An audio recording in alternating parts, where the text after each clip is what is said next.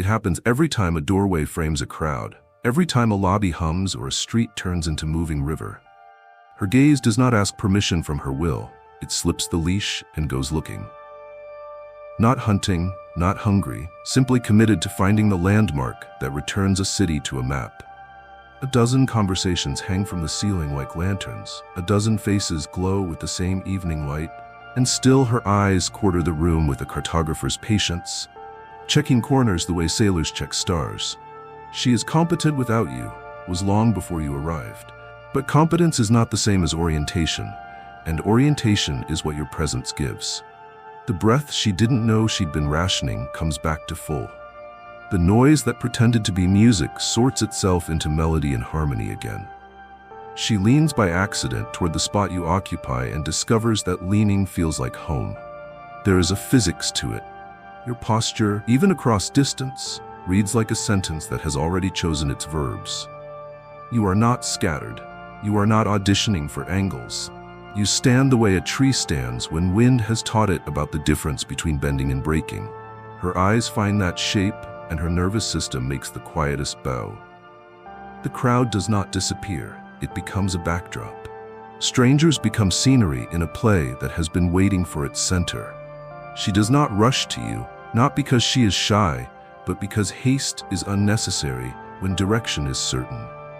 The way children move toward a parent's voice in a park without sprinting, the way old friends open paths through a throng without making corridors of other people, her body follows the practiced geometry of belonging.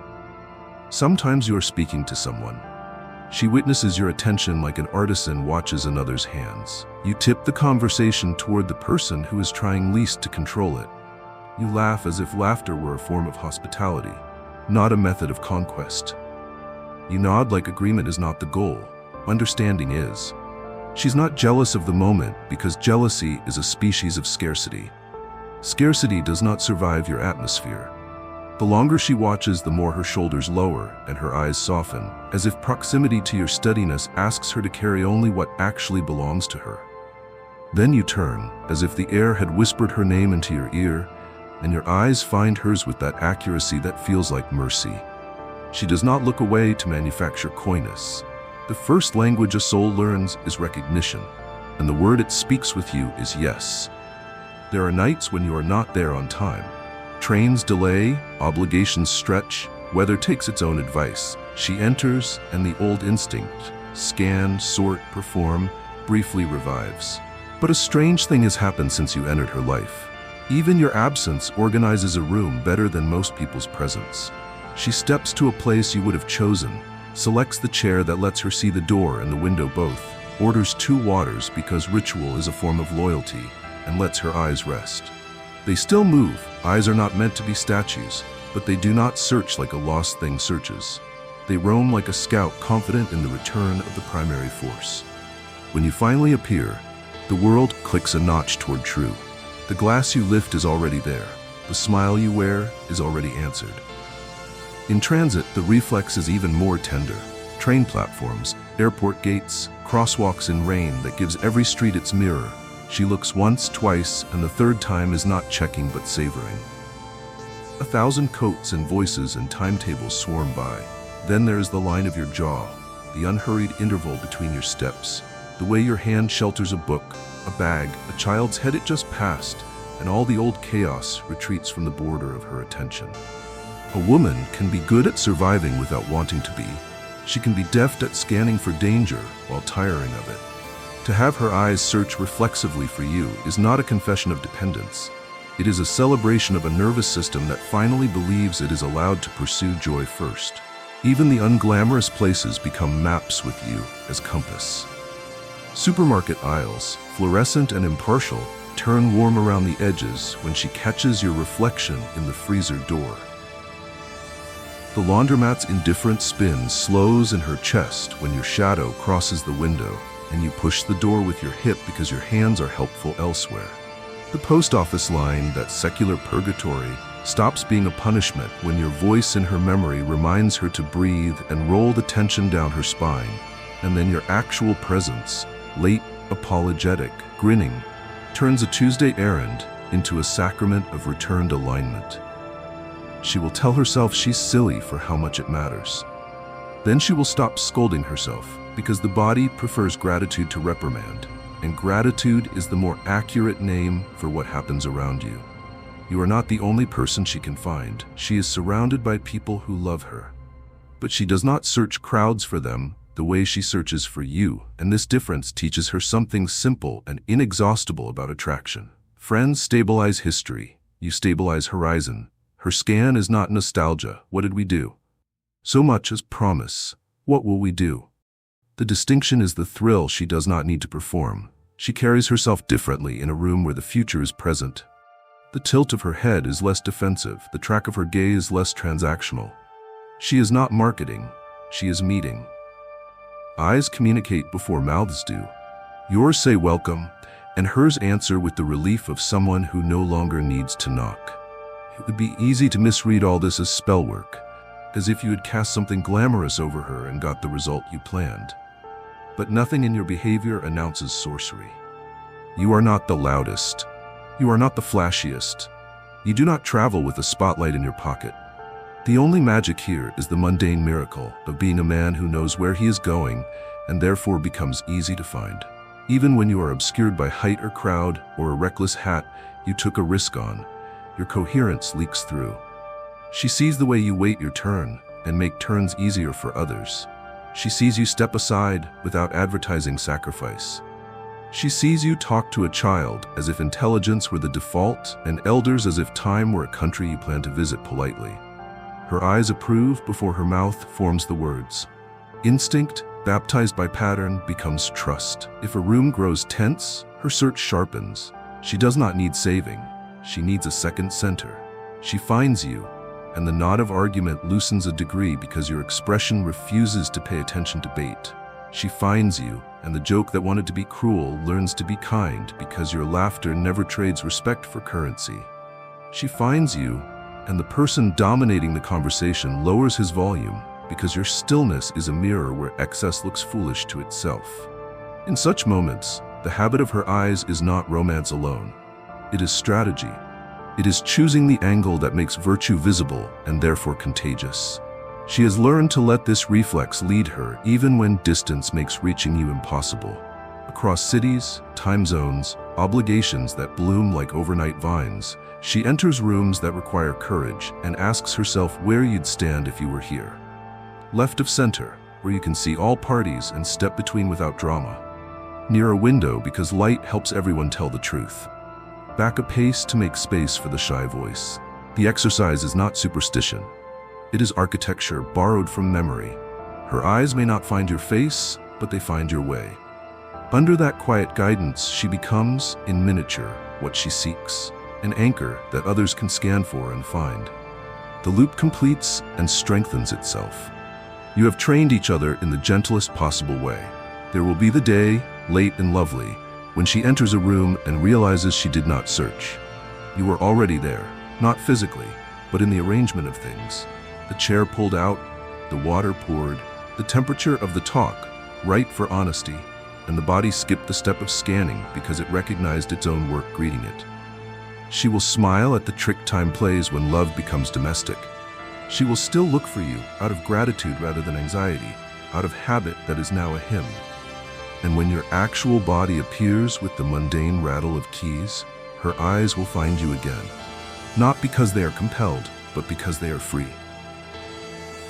There is a melody that lands without fanfare, a few notes that teach the room its purpose and then wander off casually, certain the room will hum them when they are gone. You are that kind of music. Not the anthem that demands fists and fireworks, but the tune that rearranges furniture in the heart so that everything fits better by accident. She doesn't set out to think of you. The day presses play. It happens in the harmless routines. Steam sneaks up from the kettle and she hears the way you once pronounced cardamom, slow as if tasting the syllables. The teaspoon clinks the mug and she remembers your rule about stirring clockwise because order is a kind of blessing. The toast pops, dramatic and ordinary, and your laugh arrives, the one that uses the chest more than the teeth, and she laughs with no audience, which is how she knows the laughter is hers. The song has no chorus, yet it repeats. Not like a jingle that colonizes attention, but like a folk tune that grew out of useful days. At the office, she composes an email and edits out the embroidery because your voice in her head prefers sentences that lift instead of lean. She hits send and pictures the way you tilt your head when you approve of someone's exactness. That image is not vanity, it is discipline given a face. She moves through the afternoon with your tempo, not slow, not frantic, not the middle for its own sake, but calibrated to the work.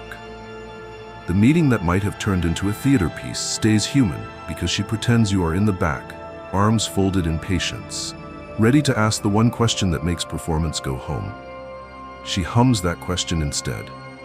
The melody persists. On the train, she chooses the seat you would prefer. A view without surveillance, an exit without awkwardness, a place to offer help without asking for it, and she watches the city flash by as if every window were a lyric. She hears your earlier remark about the dignity of commuters, about how civilization is measured by how strangers share space, and she finds herself smiling at the small mercies. A bag shifted, a knee angled, a hand offered to keep a coffee from jumping. Your song is not about you. It is about the kindness that follows you around because you make a path for it. Night comes and the mind wants to inventory itself before sleep. She used to dread this hour, the way it magnified the day's smallest missteps into indictments. Now the review has a soundtrack that refuses to play in a courtroom tea. Your words return. Did we tell the truth? Did we keep our word? Did we repair fast? The questions are generous even when demanding. They let her be proud of what deserved pride and direct about what needs mending. She texts an apology to someone because you taught her by example that apologies are adult instruments, not children's toys. She falls asleep faster. The song, satisfied, moves to the room's corners and keeps watch. There are playful tracks on this album. A billboard tries to sell her something by shouting, and she hears your parody of that voice and covers her smile with her hand because delight prefers to be private. A pair of pigeons conduct a ceremony on a lamppost, and she remembers the way you narrated their rivalry once, investing them with medieval titles. A child in a splash of yellow boots stamps every puddle as if deputized by joy, and she thinks of the Sunday you convinced her to go out into the rain because roofs are for weather, not avoidance. The mind loops these scenes not as escape from seriousness, but as maintenance of sanity. You are present in her quiet resolve too. When she chooses water where habit would have chosen wine, when she turns off the blue light and turns on the book, when she puts her phone away at dinner so another person's eyes can be the most luminous object in the room, your applause is a felt thing even in absence. It is not adoration. Adoration would twist the act into performance. It is companionship, that rare music two souls make when one is not attempting to conduct the other. The repetition of such small private choices composes a symphony of consequence. She recognizes, months in, that your melody has not made her dependent, it has made her dependable. There are days when she resists the soundtrack on principle. Independence has muscles she is proud of, and pride has a reflex that keeps score. She resolves not to think of you for an afternoon and discovers that not thinking of you requires more effort than letting the music play. The effort is not worth the cost because the song does not drown her out. It accompanies.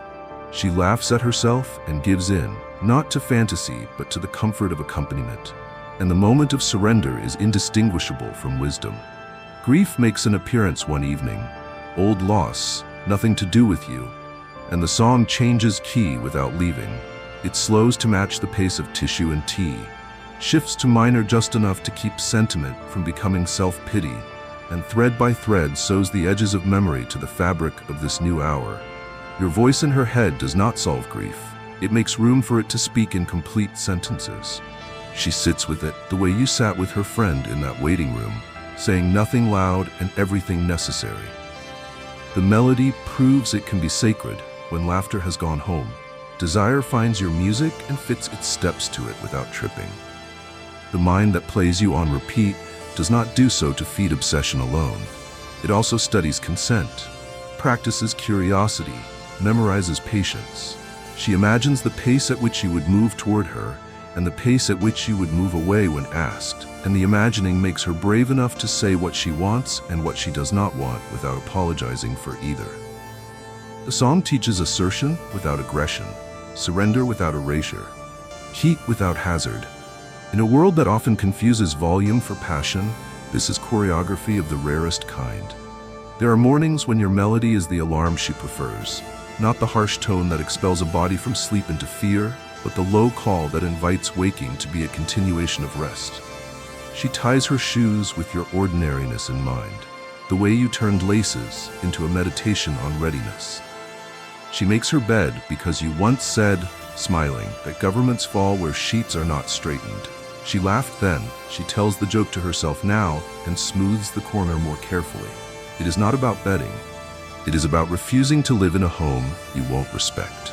The song is domestic, which is to say it knows how to bless a Tuesday. If she goes days without hearing from you, the record does not scratch.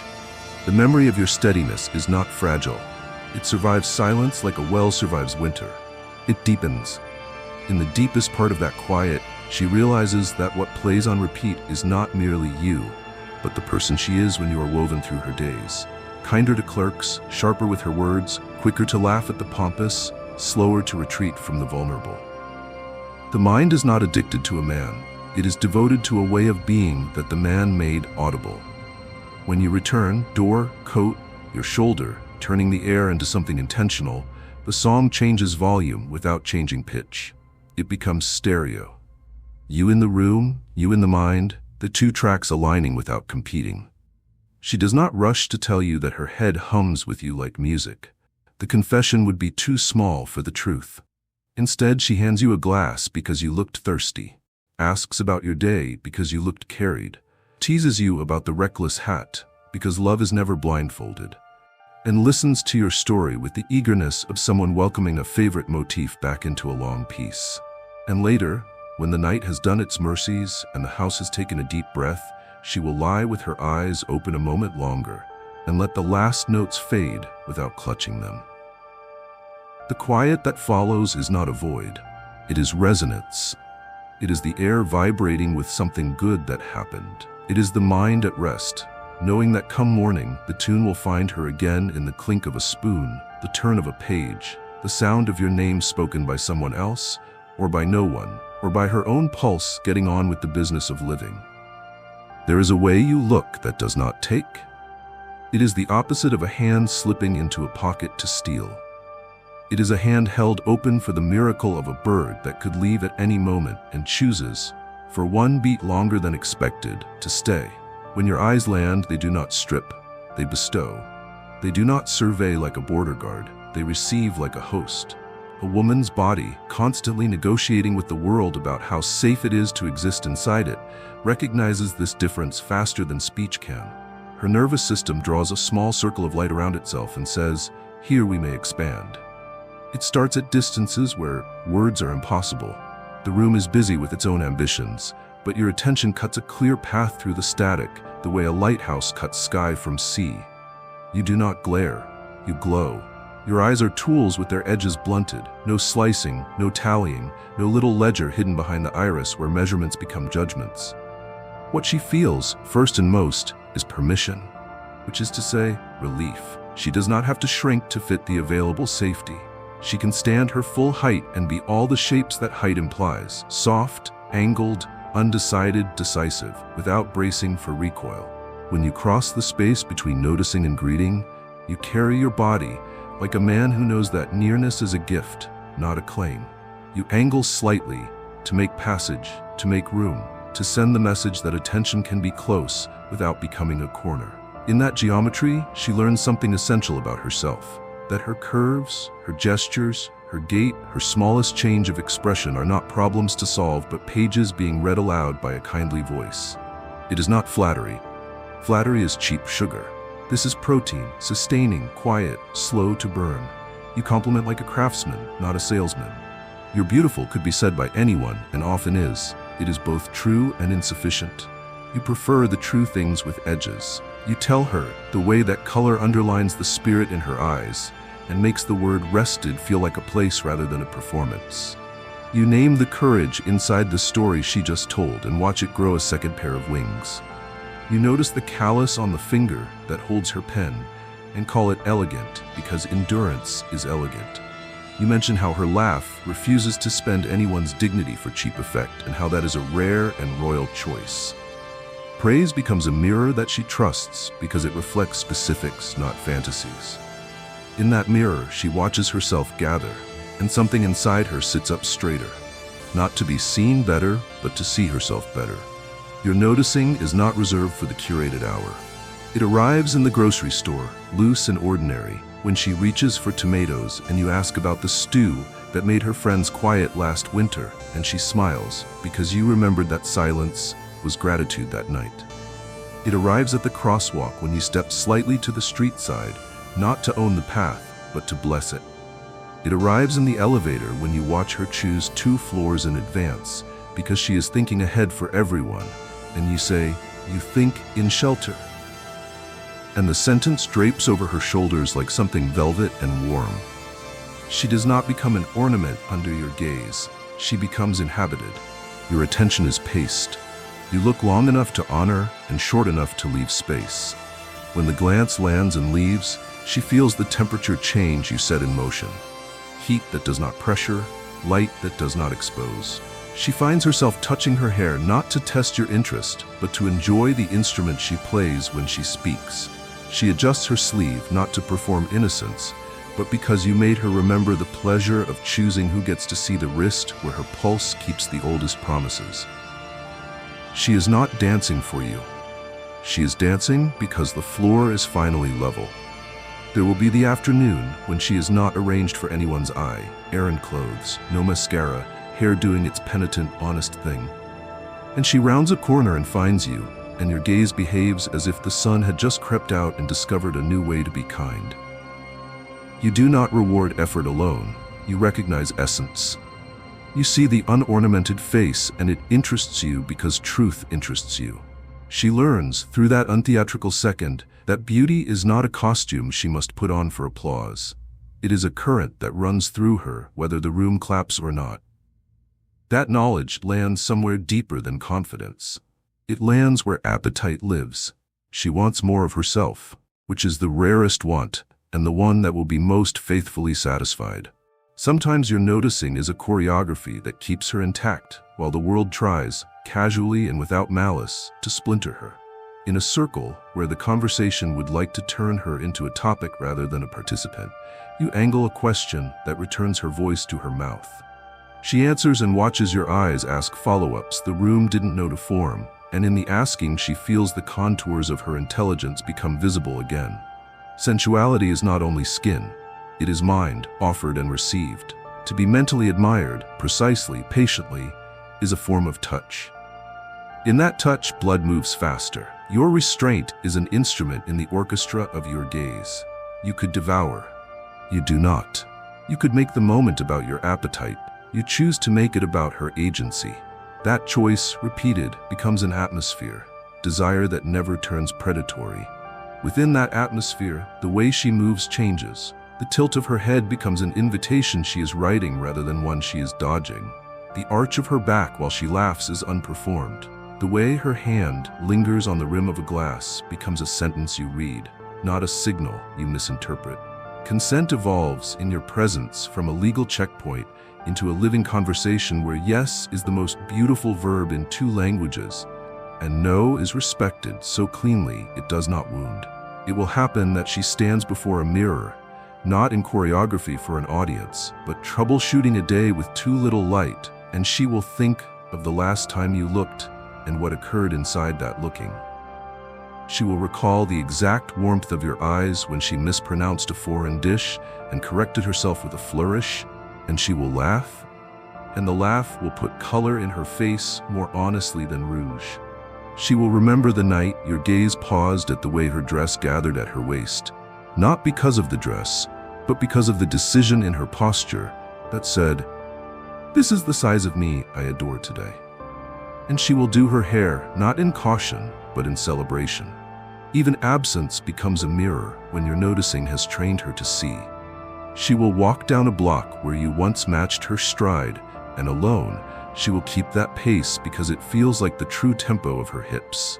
She will reach for the book you recommended and read the line you underlined and feel the line underlining something inside her.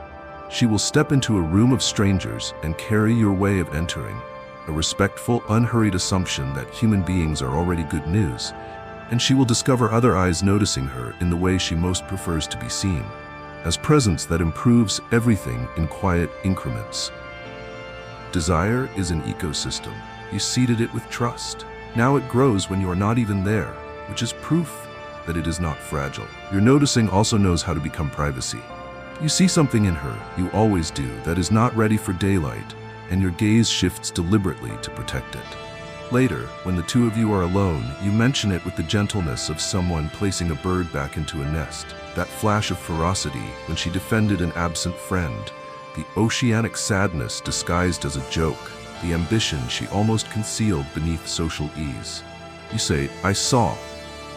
And in that confession, she is not exposed, she is cherished. Being cherished is an accelerant. It puts glimmer in places glitter never reaches. What you see you bless, and what you bless, she begins to inhabit without apology. Her walk changes because you looked at it the way a craftsman admires a bridge for its engineering. Her voice finds a lower, truer octave because your attention made honesty cheaper than performance. The soft shirt she wears on Sundays becomes erotic, not because skin shows, but because the body inside it has stopped negotiating for permission to be soft. The candle in the kitchen becomes sensual, not because of scent alone, but because you came up behind her earlier and let your eyes read the line of her neck like a poem you did not rush to finish. The rest of the night is better without effort, not because you staged it, because you saw it. There will be nights when she is fully arranged, and you will notice as if you had never seen her before.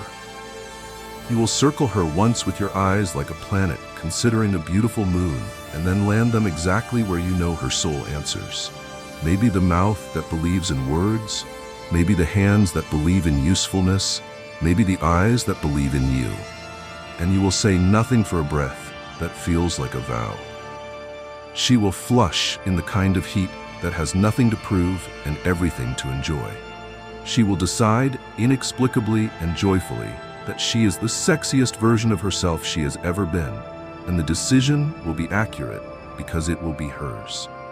And the next morning, when no one is watching, she will button a shirt and remember you're noticing the way a field remembers rain. She will move through the day with that subtle sheen of being witnessed well, and strangers will choose kindness around her without knowing why. She will look up at a window and see her reflection and not edit it. She will send you a message that is one word long and somehow says everything. You will read it and know that your gaze has become a home. She feels sexy, just being noticed by you because your noticing restores her to the simple grandeur of being a woman at peace with her own light. She is practiced at poise. She knows how to keep the line steady while emails multiply and traffic insists and calendars crowd.